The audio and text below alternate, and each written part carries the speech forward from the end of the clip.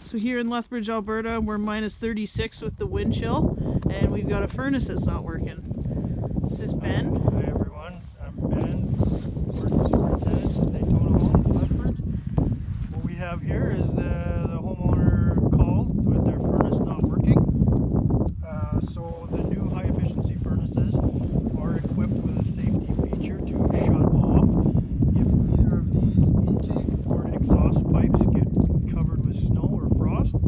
As you can see, the exhaust pipe has some snow coming down, some ice, but if we go right up inside here, we can see that the intake pipe is basically completely packed full of snow.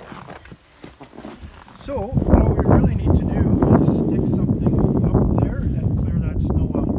I'll use a tape measure, but sometimes you could use a coat hanger or something that will bend and clear that snow out of there. Get all this snow out.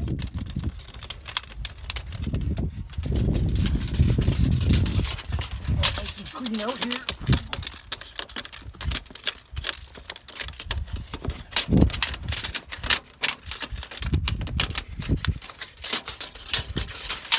Probably good.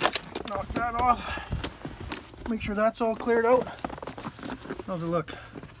It's looking clear.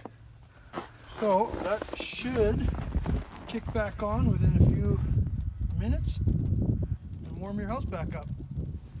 Until next time, see you later.